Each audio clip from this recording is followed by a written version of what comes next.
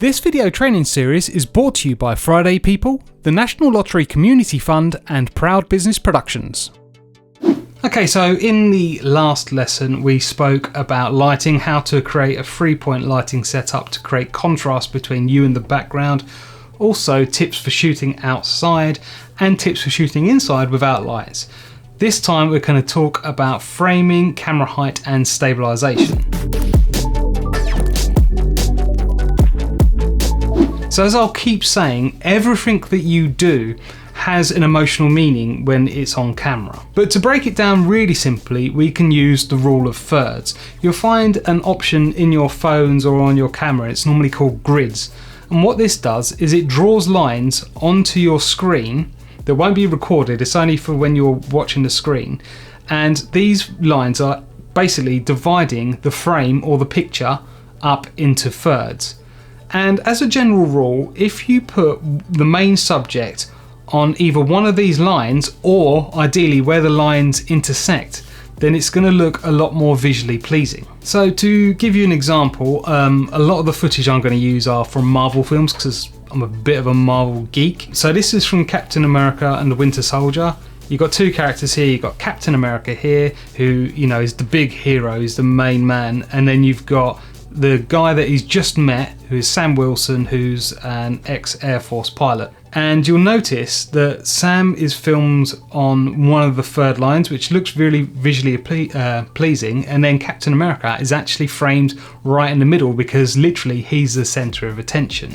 This is really interesting how they use the rule of thirds in this scene. So at the start, Sam's down the bottom and he's on one third line, Captain America's in the middle and he's like big powerful. But as the scene goes on, as soon as Captain America picks Sam Wilson up, they're both sharing the same portion of the screen. They're then both equals. So before he picks him up, Captain America is the main man, he's on his own level. And then as soon as Sam gets lifted up by him, they're now equals. They both share an equal amount of the screen. Before we move on, I just want to talk about leading lines as well. So leading lines are lines in the environment, in the picture, that draw your eye towards what you want the person to look at. So for example, in this picture here, I've got this line of the desk moving towards me, I've got the lines in the shelf that are moving towards me as well. So one tip that you can use is if you're shooting against a wall, don't shoot just with the wall in the background behind you. Move it so the wall runs alongside you and then all the lines are pointing towards you. Of course, you can have rules, but sometimes breaking the rules also tells a different story. So if we look at this scene from Thor Ragnarok, just a quick bit of backstory. You got Thor, he's the god of thunder, he's normally the most powerful person in the room, but in this scene you've also got the Grand Master, who is even more powerful than Thor. So you'll see that he's been framed centrally, and if you look at the surroundings, you've got leading lines that are all leading in towards, so you can focus on what he's doing. But you'll notice that Thor, although he's on that third line, his face is actually craned around looking behind him, which is a very uncomfortable position. You can see he's strapped down here, he's in a very uncomfortable position.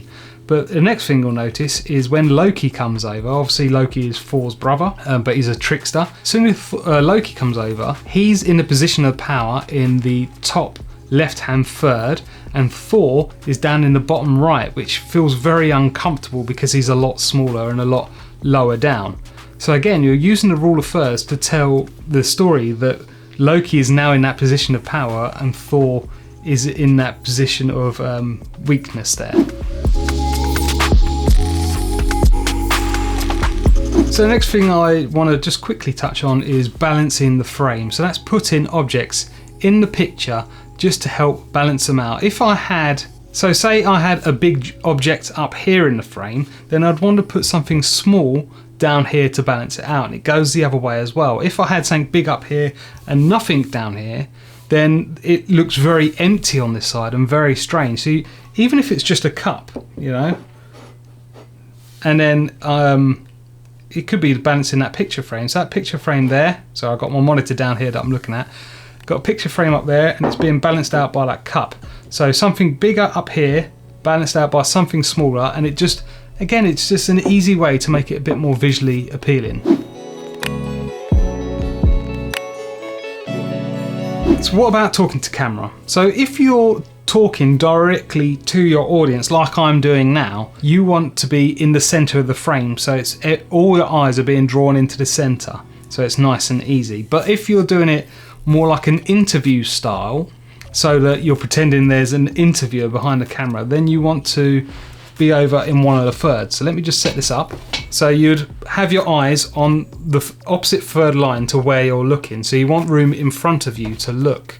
So I'm pretending the interviewer's over there talking to an interviewer, and you can see how it gives it a different feel. It's not as personal if I'm talking over there rather than talking directly into the camera. Again, if you wanted to break it, I don't know why you'd want to do this, but if you looked the opposite way, it doesn't work. It looks like I'm talking into a wall. So you need that room in front of your face.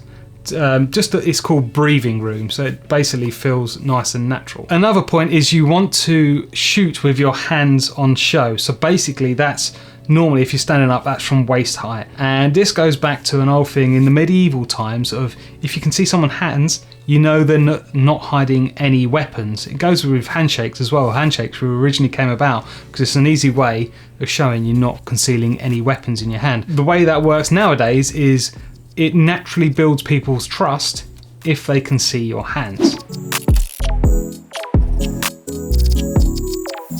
So how far should you be from the camera? Basically, you don't want to be right up against the background.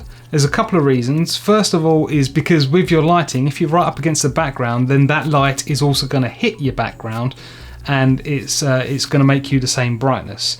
Secondly, the further away from the background and the closer to the camera, the more out of focus the background will be. So you can see from here, I've also already got a little bit of blur on the background, which helps me stand out. So basically, the bigger distance you can get while still having your hands in show, the better, and the more blurry the background is going to be, the more you can focus people's attention on you. So just a quick side note, if you're filming on your phone, make sure you film with your rear camera rather than your front camera, and it's quite simple. The quality on the rear camera is a lot better than the quality on the front camera. But I understand the problem with that is you can't see what you're shooting. So what I'd say for that is you should be using a tripod anyway, which we'll get onto in a second. But if you're using a phone or a camera that hasn't got a flip screen, then do what I've just done basically, and set your shot up, press record, get all your lights ready and stuff, press record, come and sit down in front of camera for a couple of seconds,